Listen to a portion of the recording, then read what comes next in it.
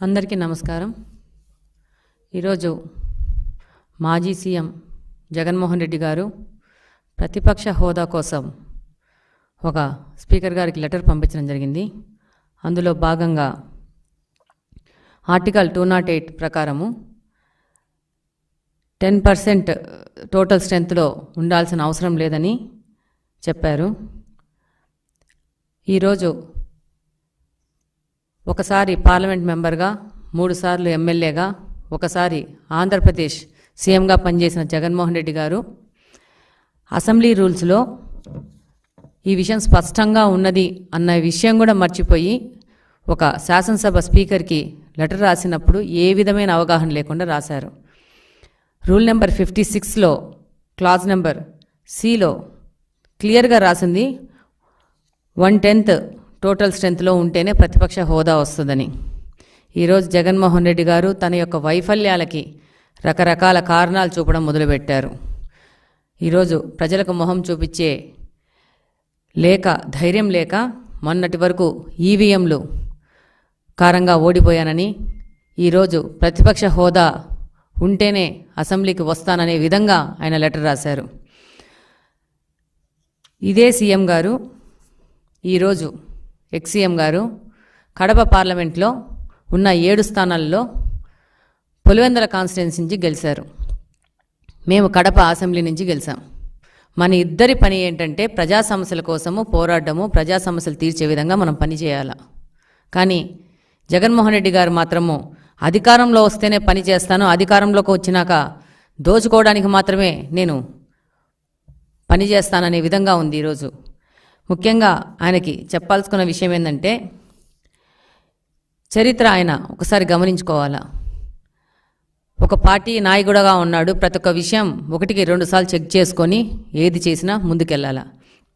1994లో జనార్దన్ రెడ్డి గారి హయాంలో కాంగ్రెస్లో మొత్తం 294 సీట్లకు గాను 26 సీట్లు ఇస్తే ఆయనకు ప్రతిపక్ష హోదా ఇవ్వలేదు.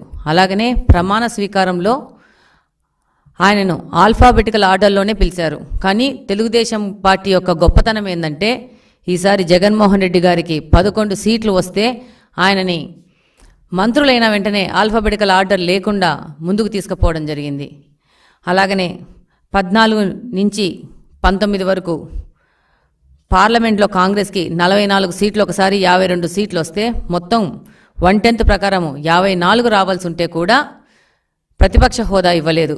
ఇది భారత రాజ్యాంగం ప్రకారం ఉన్న రూల్.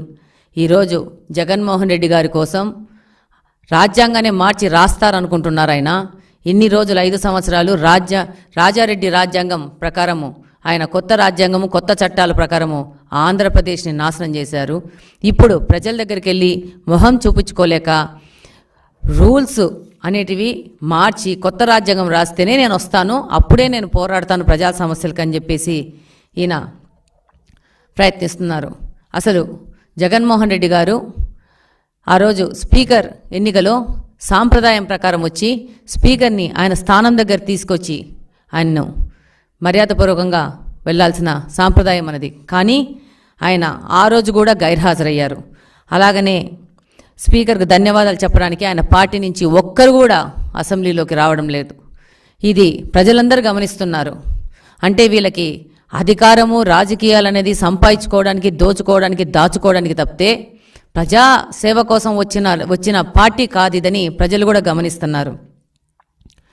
ఈరోజు లెటర్ ఇచ్చి తను రాకుండా ఉండడానికి ఒక సింపతి డ్రామా ఆడి ప్రజల దగ్గరికి వెళ్ళాలన్న ఒక ఆలోచన తప్పితే, ఈరోజు నువ్వు ఒక ఎమ్మెల్యే, నేను ఒక ఎమ్మెల్యే, మనం ఇద్దరం వెళ్ళి రాష్ట్రం మన కాన్స్టిట్యున్సీలో ఉన్న సమస్యల మీద పోరాడి అక్కడున్న సమస్యలు పరిష్కారానికి మాత్రమే మనకు ఓట్లు వేశారు ప్రజలు. ఆ విషయం మీరు గమనిస్తే బాగుంటుంది.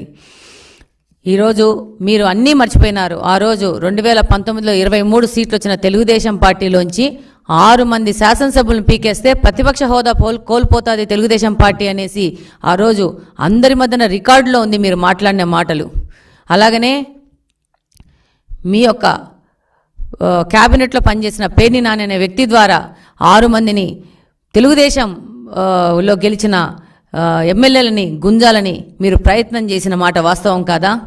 ఆ రోజు తెలుగుదేశం పార్టీకి ప్రతిపక్ష హోదా లేకుండా వాళ్ళని చెయ్యాలని ఒక దుర్మార్గమైన ఆలోచన చేసిన మీరు ఈరోజు ప్రతిపక్ష హోదా మీద మీరు అసెంబ్లీకి రాకుండా ఉండడానికి నెట్టడం జరుగుతూ ఉంది. ఆ రోజు తెలుగుదేశం పార్టీ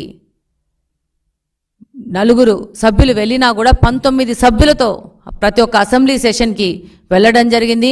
ప్రజా సమస్యల మీద పోరాడడం జరిగింది. ఒకవేళ మీరు ఏ విధమైన అవమానాలు చేసినా దాన్ని భరిస్తూ ప్రజల పక్షాన్ని నిలబడడం జరిగింది తెలుగుదేశం పార్టీ.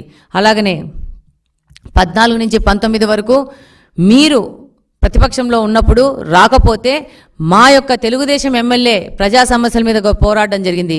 మీకు బాగా తెలుసు, గౌతు శిరీష గారు ఆఫ్షోర్ ప్రాజెక్టుకు నిధులు ఇవ్వకపోతే నిరసన కూడా చేశారు.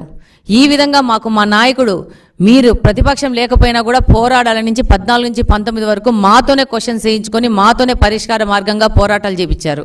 ఈరోజు మీరే పరిస్థితిలో వస్తున్నారంటే మీకున్న 11 మంది ఎమ్మెల్యేలను అసెంబ్లీకి పోకుండా ఇలాంటి చొడ్డులు చెప్పి ప్రజా సమస్యలకు దూరం పెట్టి ప్రజా సమస్యలకు పోరాడే విధంగా లేకుండా మీరు మీ పార్టీని చూసుకుంటున్నారు. అలాగనే ఈరోజు మీకు వచ్చిన 11 సీట్లు అనేటివి ఈ 5 సంవత్సరాలు మీరు ప్రజలకు వ్యతిరేకంగా పరదాలు కట్టుకొని దురహంకారంతో చేసిన పాలనకు వాళ్ళు రెఫరెండం ఇచ్చారు. ఇది గమనించుకొని కనీసం ఇప్పటి నుంచైనా కానీ ప్రజలకు సేవ చేసే విధానంగా మీరు ముందుకొచ్చి అసెంబ్లీలో ప్రజలకు ఉన్న సమస్యల మీద గలమెత్తితే బాగుంటుంది. అంటే మీరు అసెంబ్లీలోకి రావడానికి ఓన్లీ ముఖ్యమంత్రి అయితేనే వస్తారా? ముఖ్యమంత్రి స్థానంలోనే ఉంటే వస్తారా?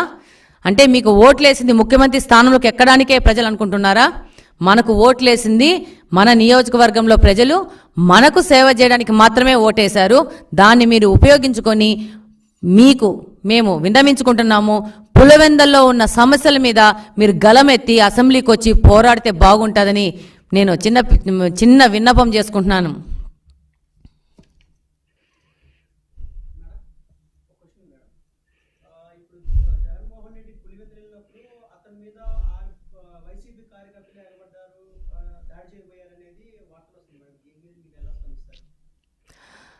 డెఫినెట్గా జగన్మోహన్ రెడ్డి గారు ఈ 5 సంవత్సరాలు చేసిన పరిపాలనలో ఆంధ్రప్రదేశ్లో ఎక్కడ తిరిగినా కూడా ఆయన మీద దాడులు జరుగుతాయి. ఒక పులివెందులైనా కాదు, ఏ ప్రాంతంలో పోయినా దాడులు జరుగుతాయన్న విషయం ఆయనకు తెలుసు.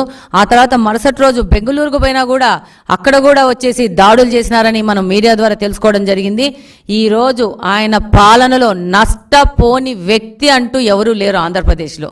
ఒక్క వైఎస్ఆర్సీపీకి సంబంధించిన నాయకులు వాళ్ళు తప్పితే రెస్ట్ ఆంధ్రప్రదేశ్ మొత్తం ఈ 5 సంవత్సరాలు ఎంత నష్టపోయిందో దాని రెఫరెండమే ఈ జగన్మోహన్ రెడ్డి గారికి ఇచ్చిన 11 సీట్లు.